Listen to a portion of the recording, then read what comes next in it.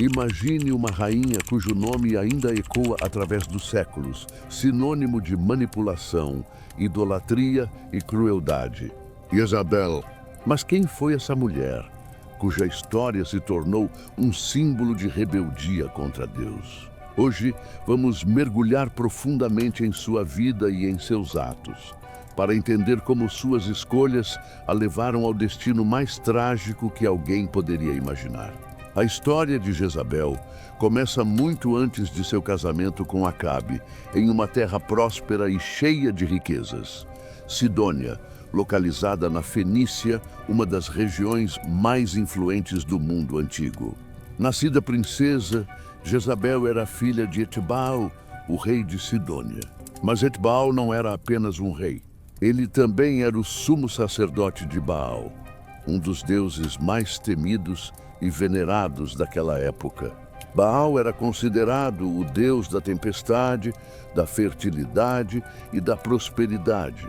E Jezabel cresceu envolta em rituais, sacrifícios e uma cultura que colocava Baal como a fonte de todo o poder. Desde cedo, Jezabel mostrou ser uma mulher de personalidade forte e determinação inabalável. Ela não era apenas uma princesa esperando para ser desposada. Jezabel aprendeu a arte da persuasão, a política do poder e, principalmente, a devoção implacável ao seu Deus. Para ela, Baal não era apenas uma crença, era sua identidade. Foi nesse contexto que Jezabel foi prometida a Acabe, o rei de Israel, em um casamento que visava selar uma aliança política entre Sidônia e Israel. Acabe, embora fosse o governante de Israel, era um homem fraco, facilmente influenciado e, como veremos, totalmente dominado por Jezabel. Ao chegar em Israel, Jezabel não perdeu tempo. Apesar de ter se tornado rainha de um povo que adorava o Deus de Abraão, Isaque e Jacó, ela trouxe consigo os deuses de sua terra natal. E não parou por aí. Jezabel não estava satisfeita em simplesmente praticar sua religião em particular. Ela queria que todo o reino de Israel adorasse Baal. Com recursos do tesouro do reino, Jezabel construiu templos grandiosos e altares dedicados a Baal e a Zerá, a deusa da fertilidade. E sob sua influência, Acabe ordenou que o povo começasse a cultuar esses deuses estrangeiros. Mas Jezabel não se contentava em dividir o espaço com o Deus de Israel. Para ela, não havia lugar para dois deuses em seu reino.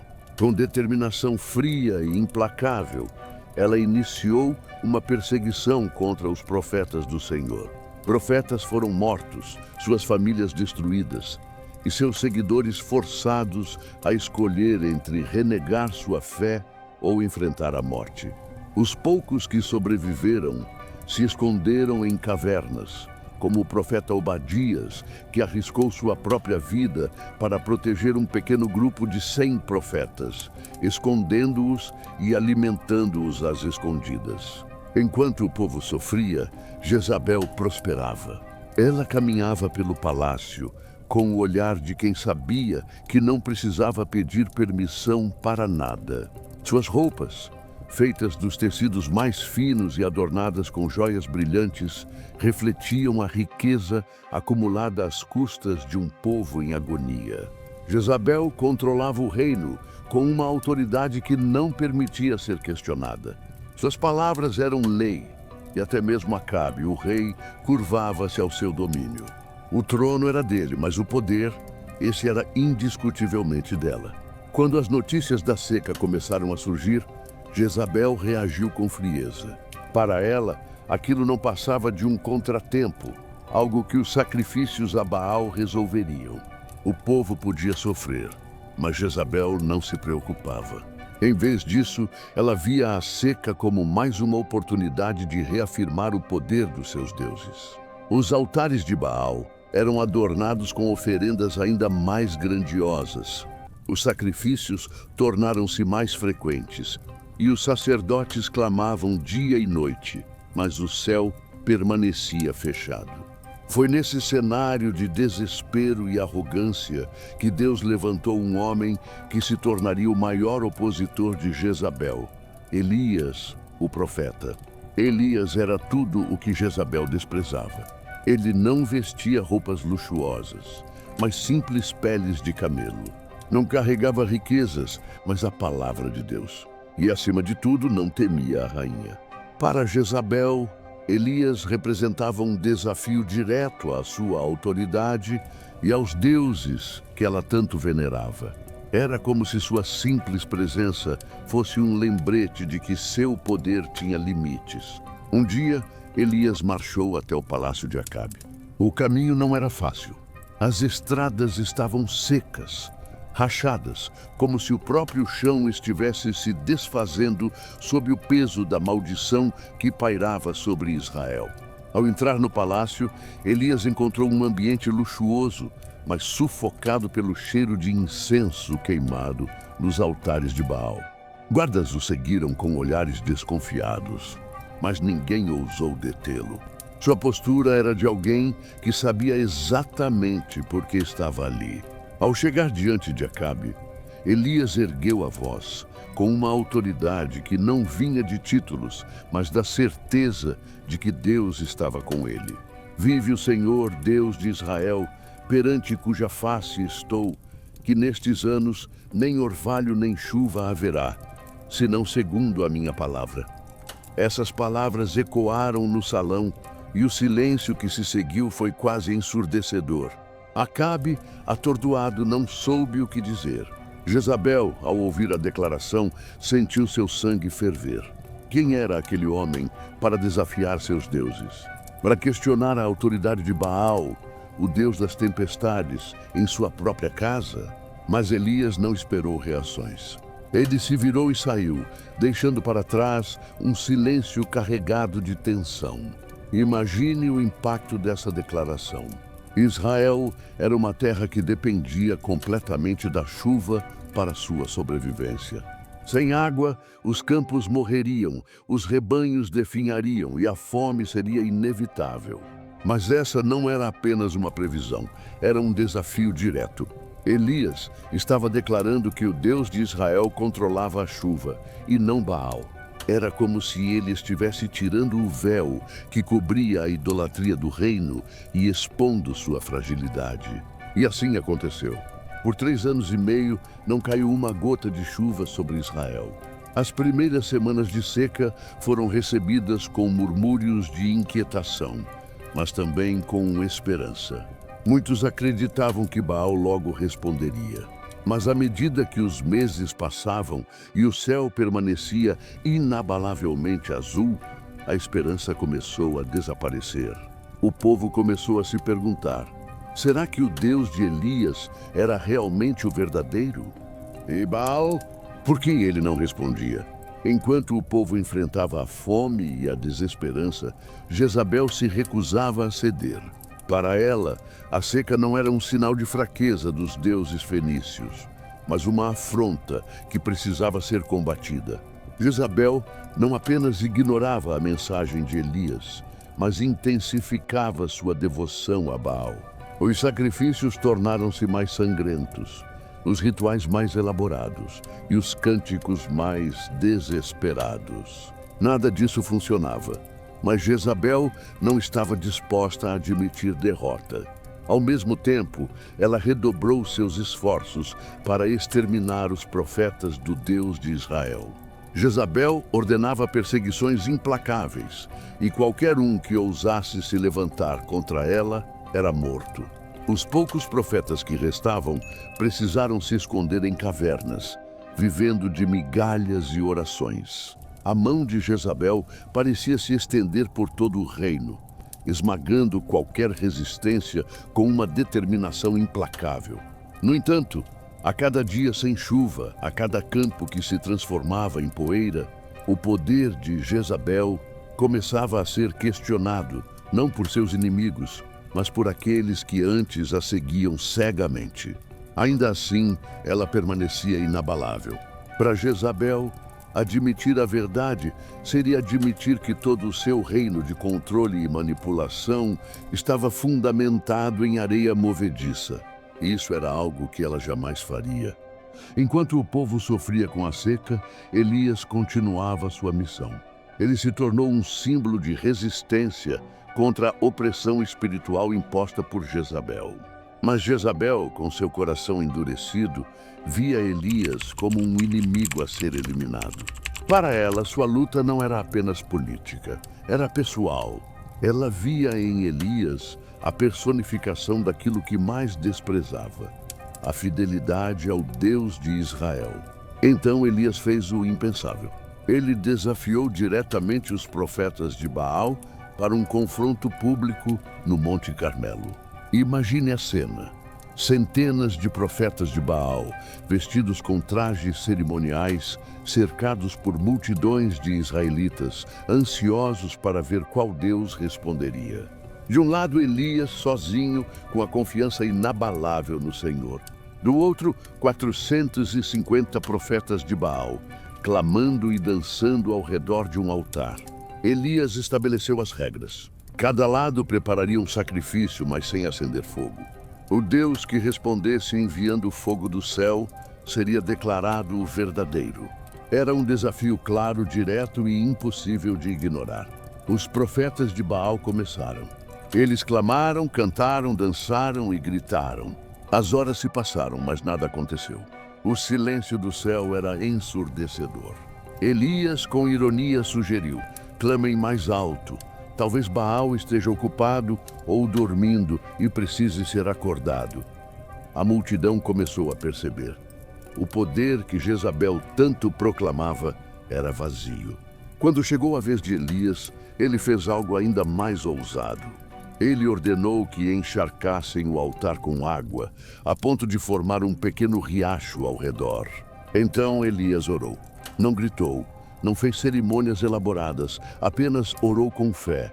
Ó Senhor, Deus de Abraão, Isaque e Israel, que hoje fique conhecido que Tu és Deus em Israel e que eu sou Teu servo. E o impossível aconteceu. Um fogo desceu do céu, consumindo não apenas o sacrifício, mas o altar, as pedras e até a água. O povo, que até então estava dividido, caiu de joelhos declarando: o Senhor é Deus, o Senhor é Deus. A vitória de Elias parecia ser o fim do domínio de Jezabel. Mas não foi. Quando soube do ocorrido, Jezabel ficou furiosa. Sua raiva não era apenas contra Elias, era contra tudo o que ele representava.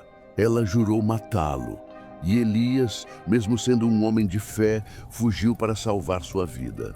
Ele sabia que Jezabel não fazia ameaças vazias, mas Jezabel não parava. Seu controle sobre Acabe e o reino de Israel continuava. Um exemplo de sua crueldade e manipulação foi o caso de Nabote, um homem simples, dono de uma vinha que ficava próxima ao palácio real. Acabe desejava aquela vinha, mas Nabote se recusou a vendê-la, dizendo que era a herança de seus pais e que não poderia se desfazer dela. Acabe voltou ao palácio abatido, como uma criança que não conseguiu o brinquedo que queria. Jezabel, ao vê-lo, perguntou: por que está tão triste? Quando Acabe explicou, Jezabel zombou de sua fraqueza. É assim que um rei de Israel deve agir? Levante-se, eu lhe darei a vinha de Nabote. E Jezabel agiu. Ela escreveu cartas em nome de Acabe, ordenando que Nabote fosse acusado falsamente de blasfêmia contra Deus e contra o rei. 2 homens foram pagos para testemunhar contra ele, e Nabote foi condenado à morte por apedrejamento. Após sua execução, Jezabel entregou a vinha a Acabe como se fosse um presente trivial.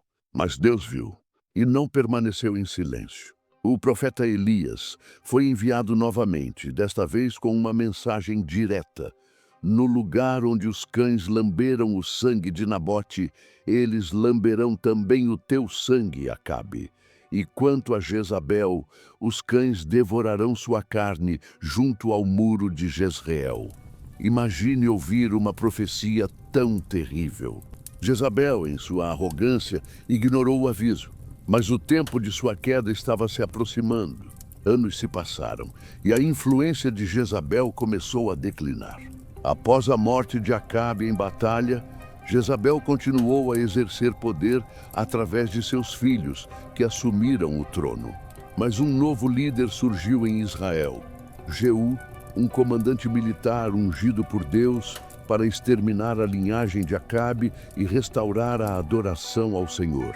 Quando Jeú marchou contra Jezabel, ela sabia que o fim estava próximo. Ainda assim, Jezabel não demonstrou medo. Em seu último ato de desafio, ela se preparou como uma rainha. Pintou os olhos, arrumou os cabelos e se posicionou em uma janela do palácio, como se estivesse recebendo um visitante, não um inimigo. Jeú entrou pelos portões do palácio e lá estava ela, Jezabel, olhando-o de cima com um semblante que misturava desprezo e ironia. Apesar de tudo, ela ainda exalava uma aura de autoridade, como se seu reinado não estivesse prestes a terminar. Com a voz firme, Jezabel o provocou. "Como vai, assassino do seu senhor?" Mas Jeú não se abalou.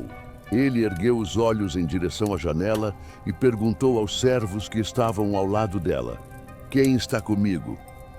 Houve um instante de silêncio.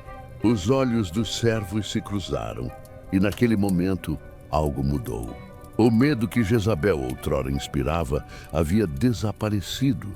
Lentamente, eles se voltaram contra ela, mostrando que não estavam mais dispostos a servi-la. "Joguem-na para baixo", ordenou Jeú. E foi o que fizeram.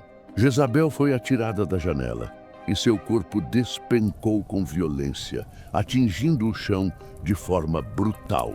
O sangue salpicou as paredes e os cavalos de Jeú, que, sem hesitar, passou com sua carruagem sobre o corpo dela, como se fosse nada mais que poeira no caminho. Jeú, sem qualquer cerimônia, entrou no palácio. Enquanto comia e bebia, ele deu a seguinte ordem: "Sepultem aquela maldita, pois é filha de um rei." Mesmo em sua morte, Jeú demonstrou uma espécie de respeito pela linhagem real de Jezabel. No entanto, o destino dela já havia sido selado, e a profecia de Elias estava prestes a se cumprir por completo. Quando foram procurar o corpo para enterrá-lo, encontraram apenas o crânio, os pés e as palmas das mãos. Os cães haviam devorado o restante. Era exatamente como o profeta Elias havia dito anos antes. No campo de Jezreel, os cães devorarão a carne de Jezabel. Seu corpo será como esterco no campo, e ninguém será capaz de dizer: "Esta é Jezabel." Essa foi a queda definitiva da mulher que ousou desafiar o Deus de Israel. Uma figura que parecia intocável, mas cujo orgulho e ambição a levaram a um destino trágico e humilhante. A história de Jezabel não é apenas sobre uma rainha má. É um lembrete poderoso de que nenhum poder terreno pode se igualar à justiça divina. Jezabel teve tudo: riqueza, poder, influência. Mas ela usou esses dons para espalhar a idolatria, manipular os fracos e perseguir os justos. No final, sua vida terminou como um exemplo de que o orgulho, a ambição e o desprezo por Deus levam a ruínas.